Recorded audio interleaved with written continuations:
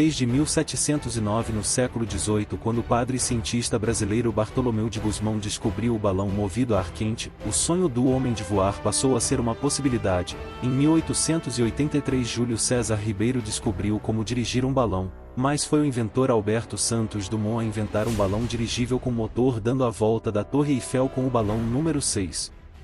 Na Alemanha, outro inventor, o Conde Graf von Zeppelin, inventou uma estrutura metálica com vários compartimentos de células de gás de hidrogênio.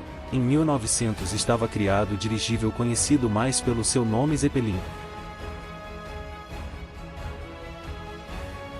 No início do século XX, com a invenção de meios aéreos como o dirigível e o avião, parecia se tornar real um mundo de pessoas e cargas sendo transportados pelos céus sem obstáculos e com mais rapidez, um mundo que seria dominado pelos dirigíveis.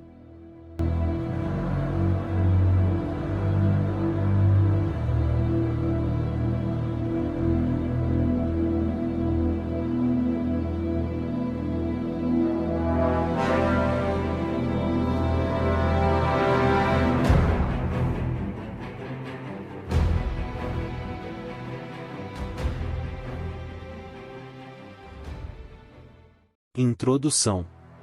O Conde Graf von Zeppelin dedicou suas energias ao projeto de grandes aeronaves de estrutura rígida desde sua aposentadoria do exército em 1890.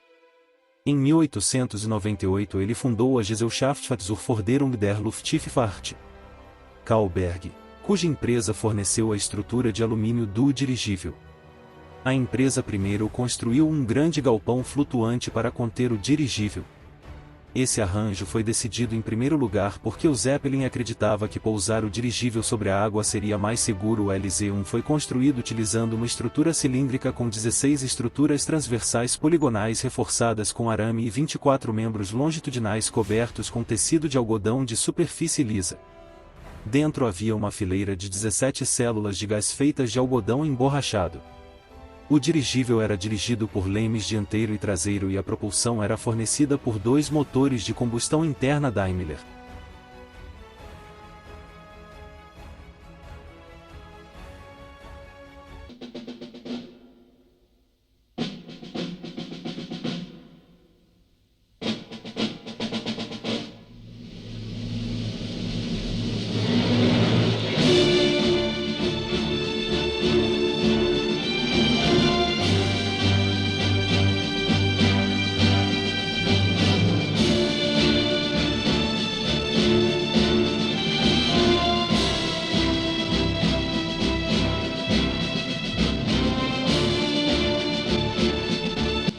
O uso do dirigível pela Alemanha como arma na Primeira Guerra Mundial.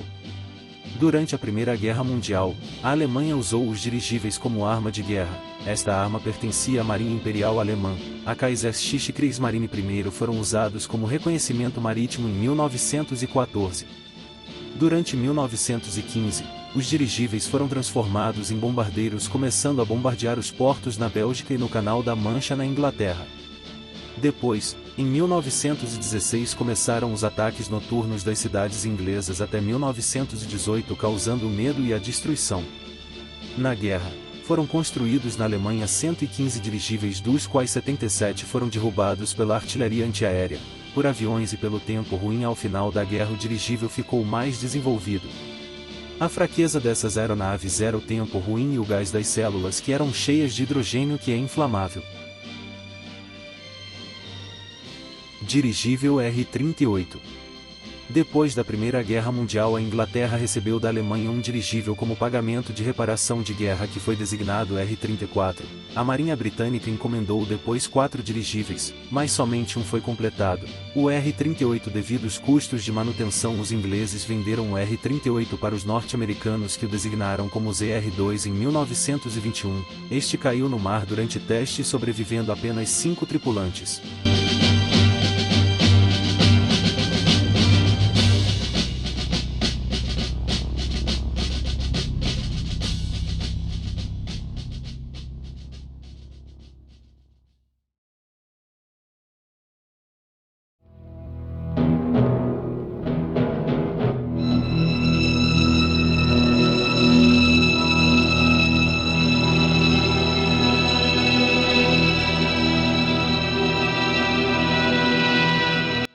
HMAR-100.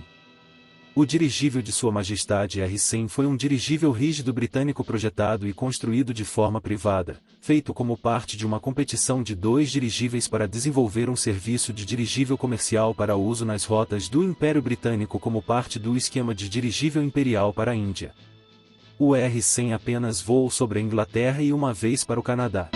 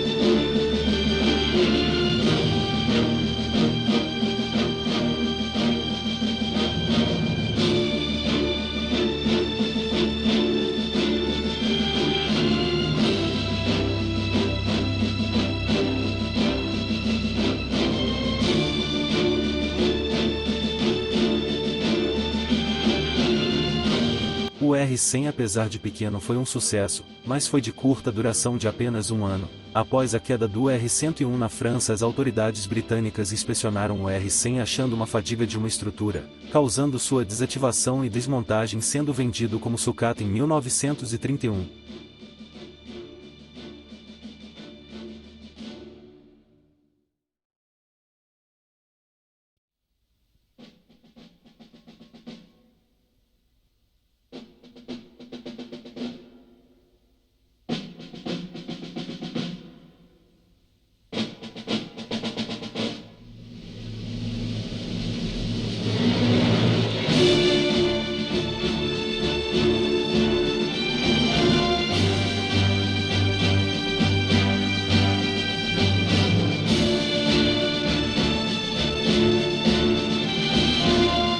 HMAR-101. O His Majestic Airship R-101 foi construído entre 1924 e 1928, foi uma tentativa de repetir o relativo sucesso do R-100 com uma aeronave maior, mais luxuoso com motores mais potentes. A linha prevista para esse grande dirigível era a linha Londres a Karachi, na época Índia via África e Oriente Médio.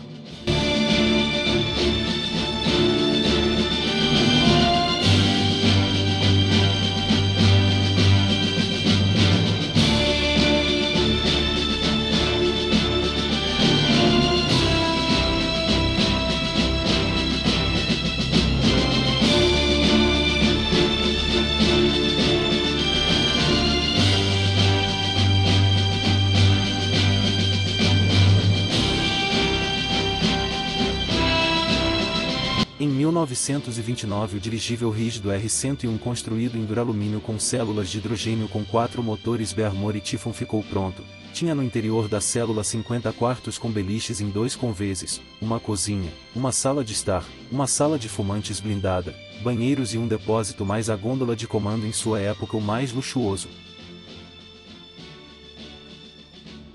Entre 1929 e 1930, o R-101 fez vários testes voando sobre a Inglaterra entre Bedford e Londres, passando alguns contratempos com a meteorologia, mas aprovado.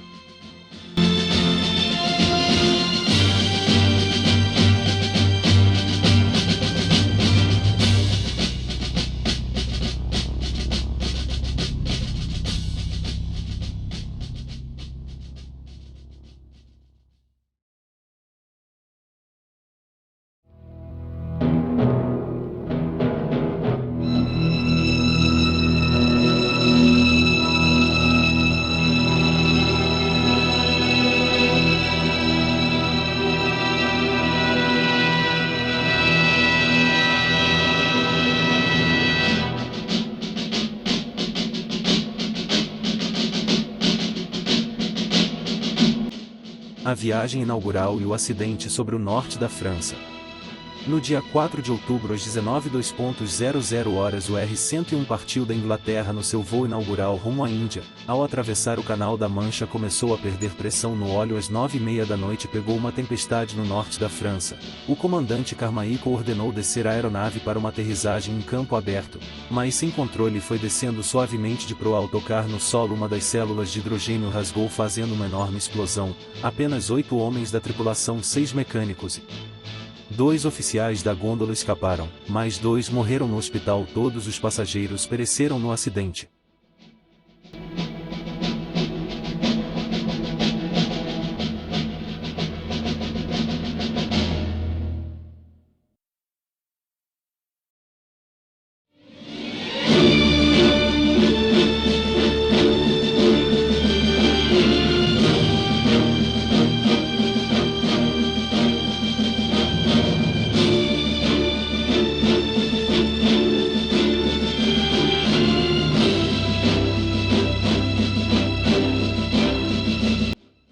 Dixud.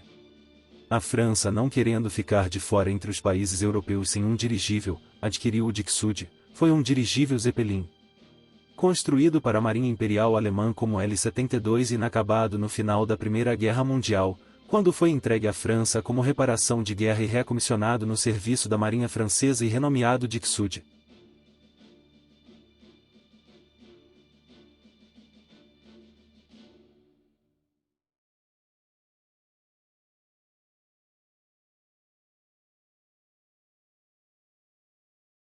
O Dixud ficou 3 anos parado de 1920 até 1923, sendo montado e voando em testes. Somente em 1923 começou a fazer voos regulares sobre o sul da França entre Lyon e Toulouse, para as ilhas da Córcega, Sardenha e para o norte da África, para a Argélia e a Tunísia, na época colônias francesas, no serviço postal e transporte de funcionários do governo francês.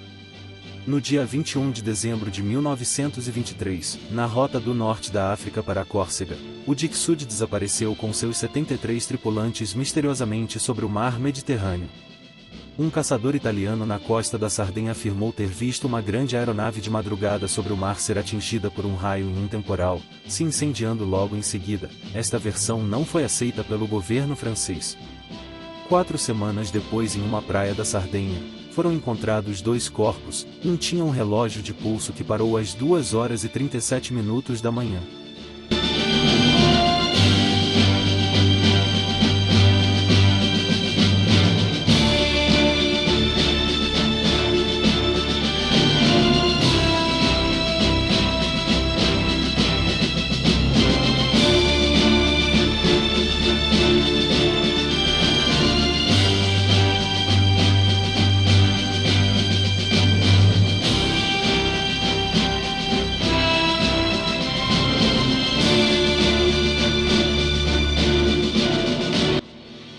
Dirigível N1 Norge.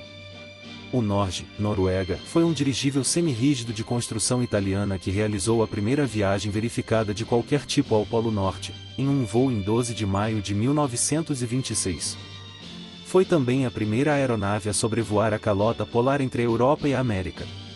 A expedição foi ideia do explorador polar e líder da expedição Roald Amundsen, do projetista e piloto do dirigível Humberto Nobile e do rico aventureiro e explorador americano Lincoln Ellsworth, que, com o Aeroclube da Noruega, financiou a viagem, que ficou conhecida como Amundsen-Ellsworth 1926 voo transpolar.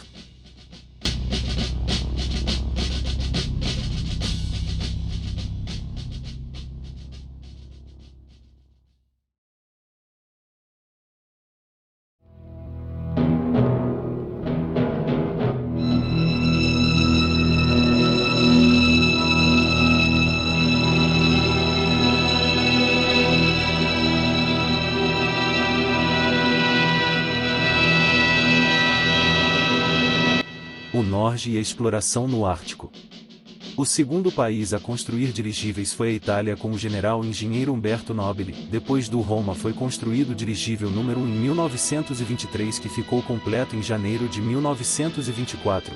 O explorador do Polo Sul norueguês Roald Amundsen chamou Nobile para uma reunião em Oslo no intuito da Noruega comprar o dirigível para uma expedição ao Polo Norte. O rico aventureiro e explorador americano Lincoln Ellsworth que, junto com o Aeroclube da Noruega, comprou o dirigível e financiou a expedição, que ficou conhecida como Amundsen-Ellsworth 1926, voo transpolar. Amundsen batizou-o de Norge em norueguês Noruega. Em maio de 1926 partiram de Vadsø no norte da Noruega em direção à calota polar do Polo Norte.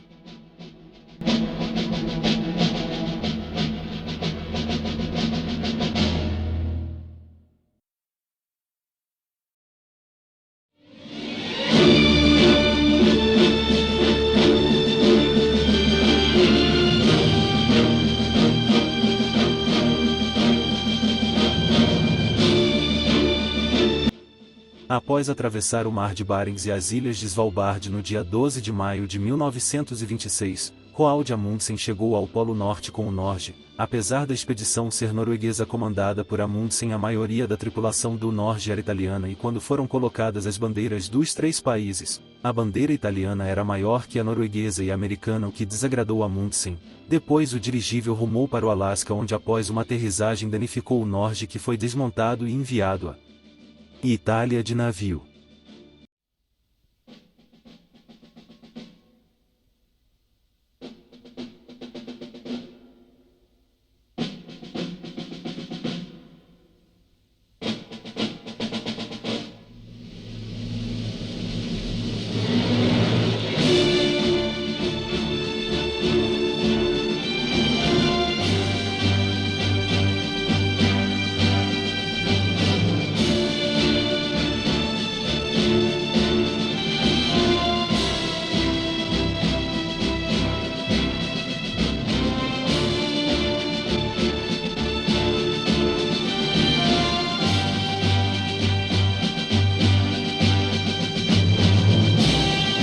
Dirigível Itália número 4.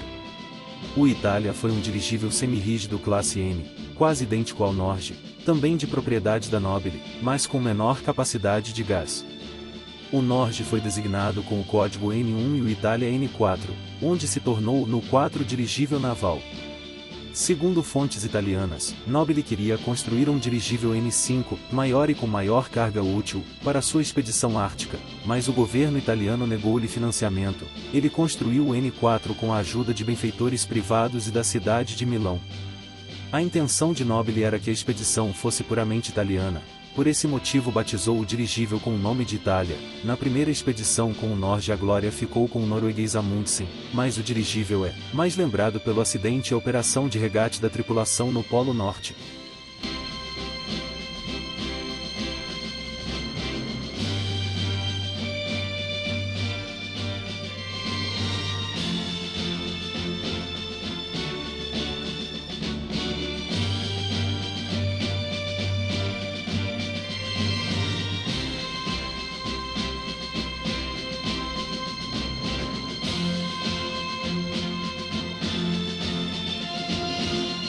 A viagem.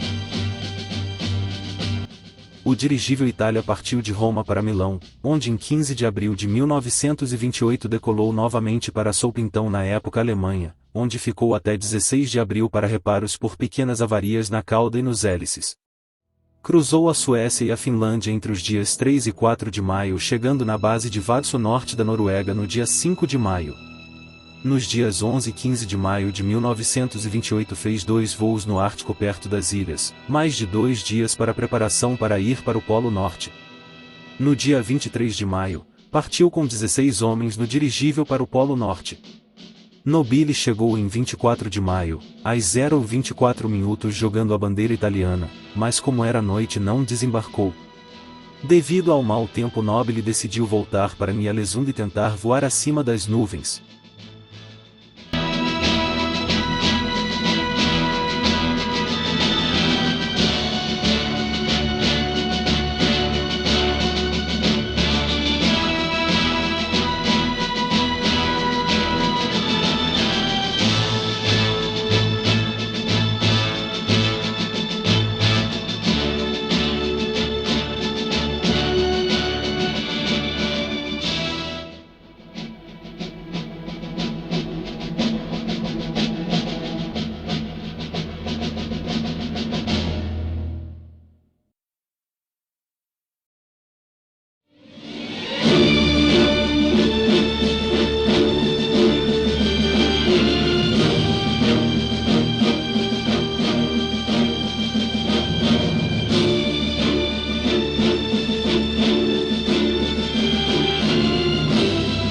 o acidente.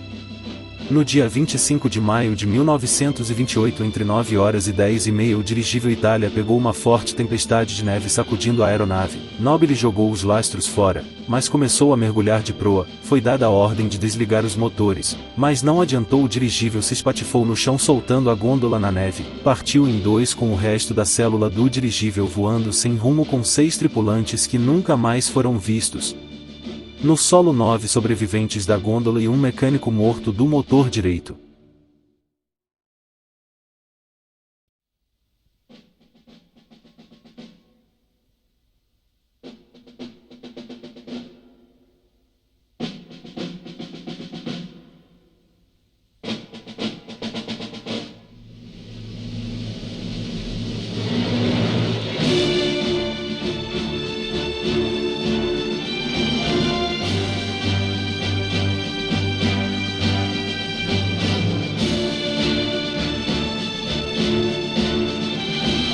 Por sorte, parte das provisões estavam na gôndola. Com uma lona, montaram uma barraca na neve junto à cabine de comando, que foi pintada de vermelho. Depois, um urso polar foi abatido com tiros de revólver que proveu carne e gordura para os sobreviventes. Depois de uma semana, 3 homens decidiram partir para encontrar ajuda. No dia 6 de julho, a tenda vermelha foi encontrada por um avião sueco que aterrissou levando um ferido e o comandante Nobile. Os soviéticos enviaram um navio quebra-gelo Krasin para o resgate, encontrando 2 dos 3 que saíram perdidos, e no dia 13 de julho a tenda vermelha com os 4 últimos sobreviventes e o piloto sueco.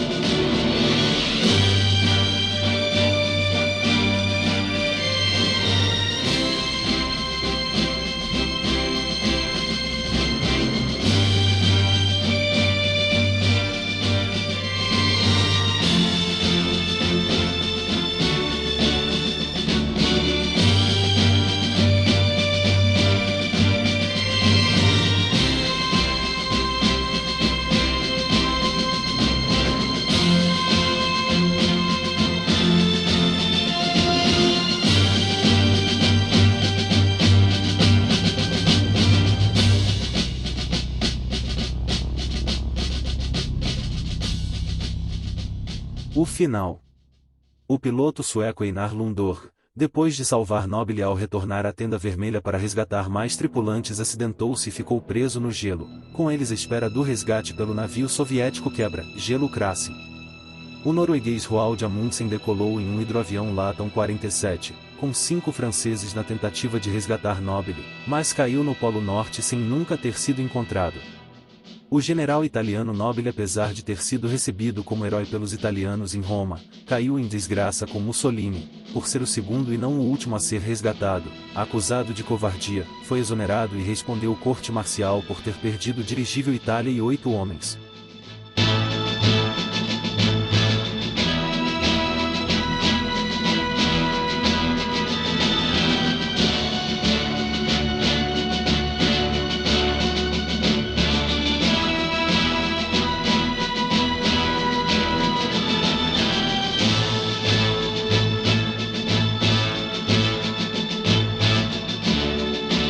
Roma T-34.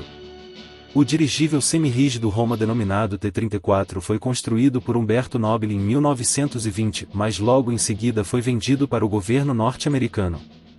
Para convencer a venda, os italianos levaram o embaixador dos Estados Unidos e sua esposa e vários oficiais americanos em um voo entre Roma e Nápoles com um almoço a bordo.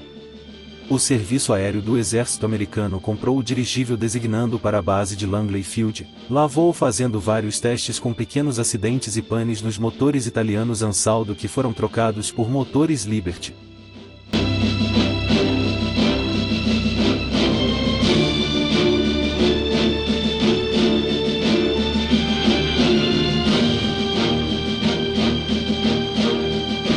O T-34 foi perdido em 21 de fevereiro de 1922, durante uma viagem de instrução para aviadores entre Langley Field e Norfolk. Teve um leme travado durante uma tempestade, e ao descer foi apanhado por uma ventania que arremessou o dirigível contra fios de alta tensão, explodindo a aeronave, matando 34 tripulantes e milagrosamente escapando 9 sobreviventes que saltaram do dirigível em chamas.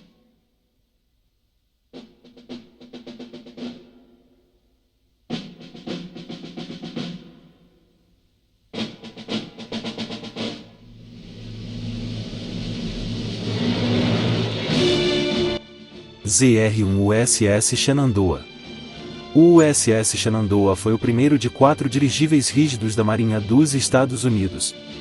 Foi construído durante de 1922 a 1923 na Estação Aérea Naval de Lakehurst e voou pela primeira vez em setembro de 1923.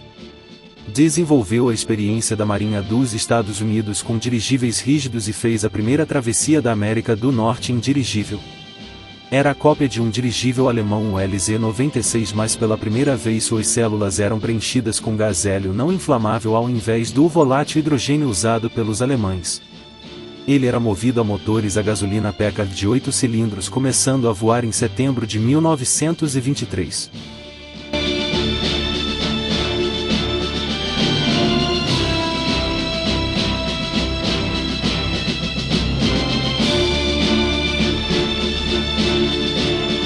O ZR-1 em janeiro de 1924, ia ser preparado para uma expedição ao Ártico, quando houve um acidente em Lakehurst que rasgou a lona do leme da cauda, cancelando a expedição e ficando por 4 meses em reparo. Depois o dirigível viajou atravessando os Estados Unidos até Los Angeles, voltando para a base em Lakehurst para mais 6 meses de reparo. Em 1925 o ZR-1 operou no mar com a frota fazendo reconhecimento.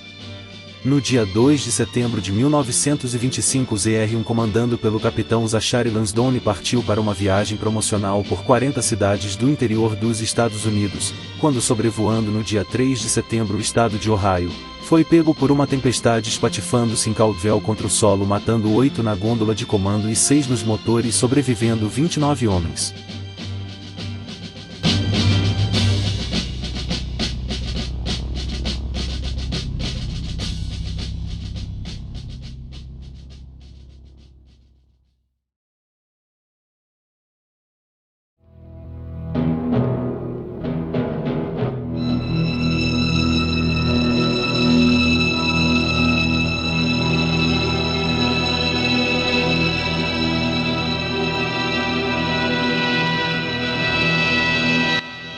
O SS Los Angeles ZR-3. O Los Angeles foi o segundo dirigível rígido da Marinha dos Estados Unidos, foi construído na Alemanha. As LZ-126 da companhia alemã Luftwaffe, que terminou a aeronave em 1924, viajou parte da Alemanha, França e atravessou o Oceano Atlântico sob o comando do capitão Hugo Eckner, dono da empresa, chegando a Lakehurst, Nova Jersey, nos Estados Unidos, onde foi incorporado à Marinha. Foi o primeiro dirigível a ter quartos com beliches, refeitório e cozinha.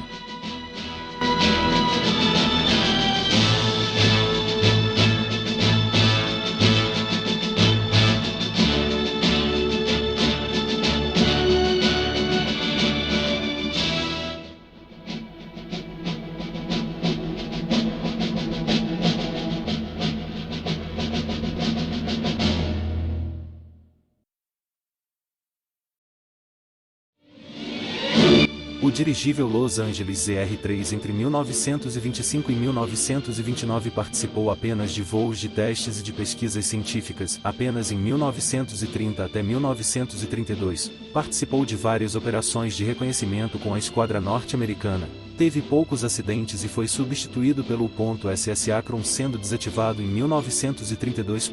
Com o acidente do Akron em 1933 foi reativado em 1934, mas pouco usado, sendo desmantelado em 1939. Los Angeles nunca teve um acidente grave com vítimas.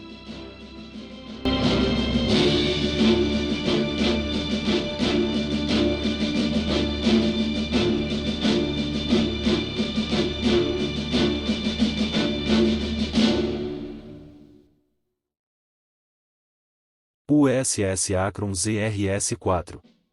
O USS Akron foi um dirigível rígido construído para a Marinha dos Estados Unidos na intenção e concepção inovadora de porta-aviões aéreo. Junto com a sua nave irmã USS Macon, foi um dos maiores e mais bonitos dirigíveis de sua época, com os seus 239 metros.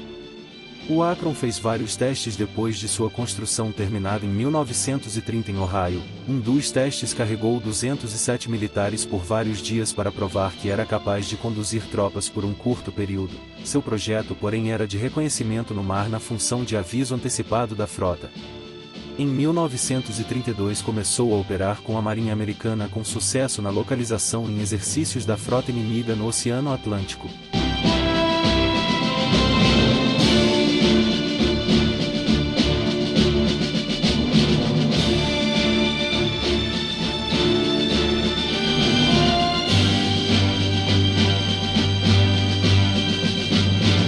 Os aviões do Akron. O coração do dirigível, e sua única razão de existir, era o hangar de aviões e o sistema de trapézio. Atrás do carro de controle, no compartimento sétimo, entre os chassis 125 e 141, havia um compartimento grande o suficiente para acomodar até 5 aviões F-9 Cesparrovalco. No entanto, duas vigas de estrutura obstruíram parcialmente os compartimentos do hangar mais a ré do Akron, limitando sua capacidade a 3 aviões.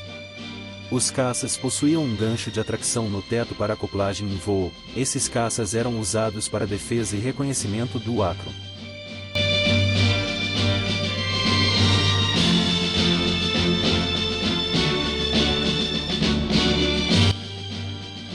Apesar de seu sucesso inicial com operações com a Esquadra do Atlântico, o USS Akron ficou mais conhecido pelas tragédias. Em 11 de maio de 1932, ao decolar, 4 homens foram arrastados pelo cabo de atracação, 3 foram levados pelo dirigível, onde 2 caíram. Em 4 de abril de 1933, o fim trágico. Perto da costa, o comandante Harry Cecil, sem saber, rumou direto para uma tempestade que derrubou o dirigível no mar em 10 minutos. Um erro crasso da Marinha Americana não instalou salva-vidas na aeronave e apenas havia um bote que não foi usado. Dos 76 homens, 73 morreram afogados e apenas 3 sobreviveram, salvos pelo mercante alemão Phoebe. Foi a maior perda de vidas em acidentes de dirigível da história.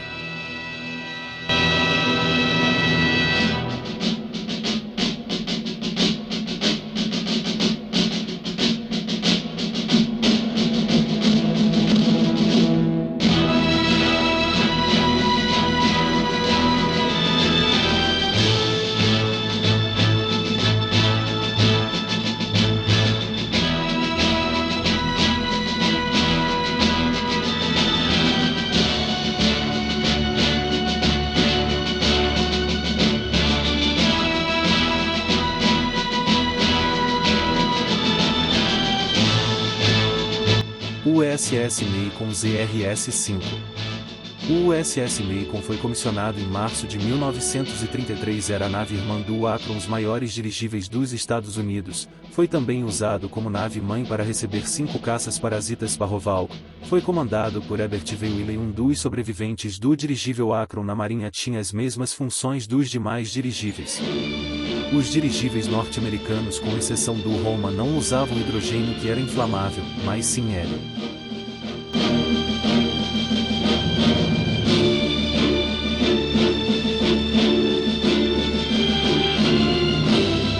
O porta-aviões aéreo. Entre 1933 e 1934, o Macon fez 50 viagens bem-sucedidas e a função de porta-aviões aéreo parecia ser uma coisa promissora. A Marinha ordenou sua transferência para o Oceano Pacífico para operar com a esquadra. O Macon atravessou todos os Estados Unidos. O desastre. No dia 13 de fevereiro de 1935, perto de San José, Califórnia, o Macon foi de encontro a uma tempestade que rasgou uma das células, fazendo a aeronave cair na Baía de Monterrey. Diferente do Akron, o Macon tinha salva-vidas, perdendo apenas 2 tripulantes afogados. Depois desse acidente, o programa de dirigíveis foi encerrado.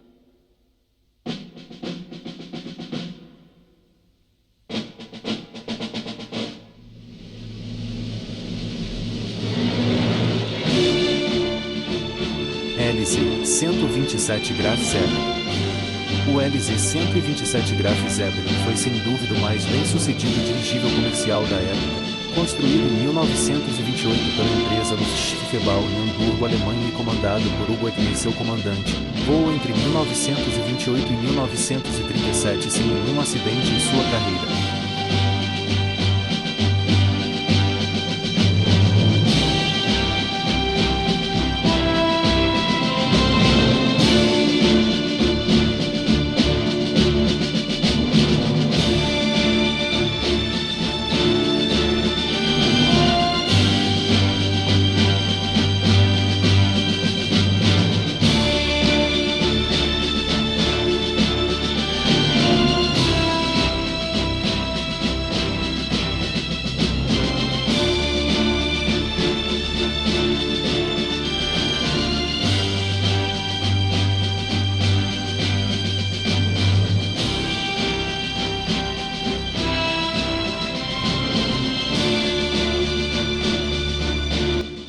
O Graf Zeppelin fez inúmeras viagens para os Estados Unidos, atravessou a Ásia pela Rússia chegando ao Japão, várias vezes atravessou o Atlântico onde veio ao Brasil com a linha Recife e Rio de Janeiro em 3 dias da Alemanha e uma vez para Buenos Aires. A passagem era tão cara que somente 20 passageiros e cargas de correio pagavam todos os custos da viagem, somente os mais ricos tinham esse privilégio. O Graf Zeppelin fazia parar o Rio de Janeiro para observá-lo depois do acidente com o LZ-129 Hindenburg em 1937. Os alemães o aposentaram em 1940.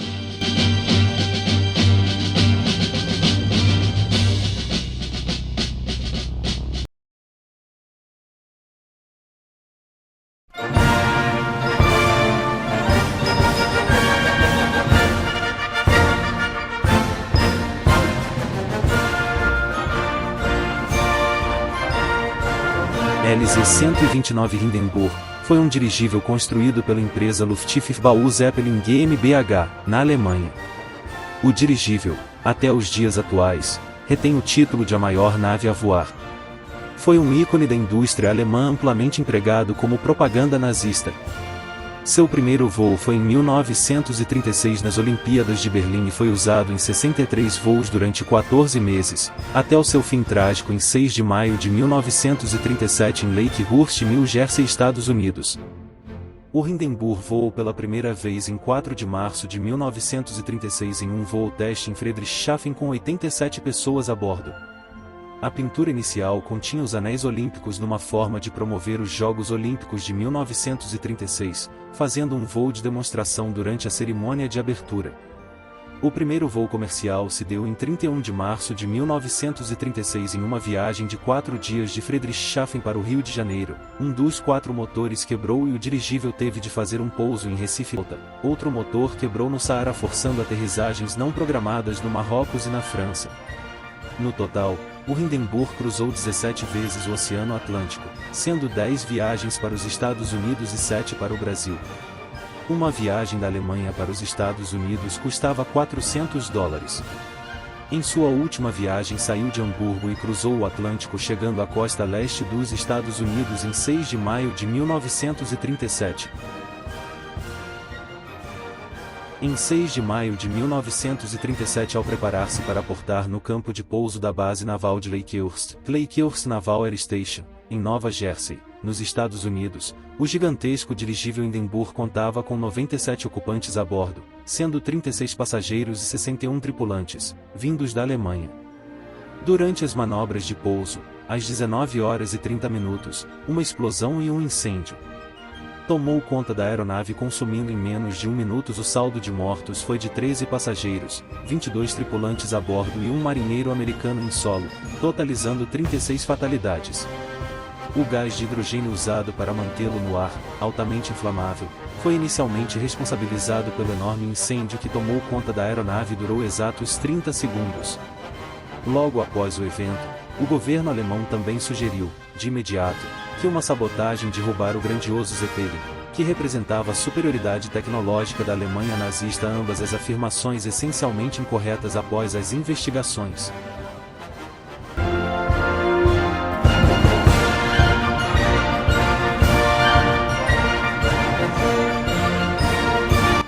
DLZ-130 Graf Zeppelin.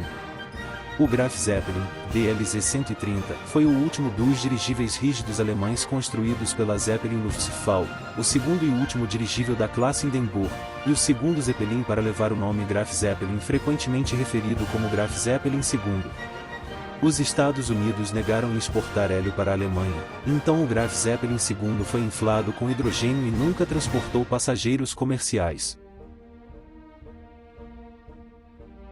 Fez 30 voos durante 11 meses entre 1938 a 39, muitos deles voos de propaganda publicitária para a Alemanha nazista, mas oficiais da Força Aérea Alemã estavam a bordo para realizar medições e vigilância por rádio. O dirigível, juntamente com seu homônimo LZ-127, foram desmantelados em abril de 1940, e sua estrutura de duralumínio foi recuperada para construir aeronaves para a Luftwaffe.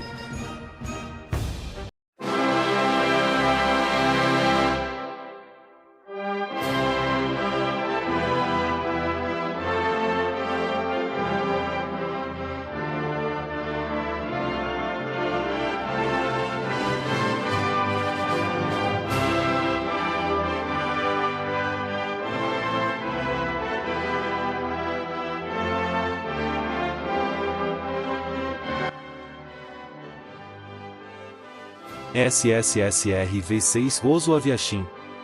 SSSR V6 Oso Aviachim 6 foi um dirigível semi-rígido projetado pelo engenheiro e projetista de dirigíveis italiano Umberto Nobile, construído como parte do programa de dirigíveis soviético. O dirigível recebeu o nome da organização soviética Oso Aviachim. O V6 foi o maior dirigível construído na União Soviética e um dos mais bem-sucedidos. Em outubro de 1937, estabeleceu um novo recorde mundial de resistência de dirigível de 130 horas e 27 minutos sob o comando de Ivan Pankov.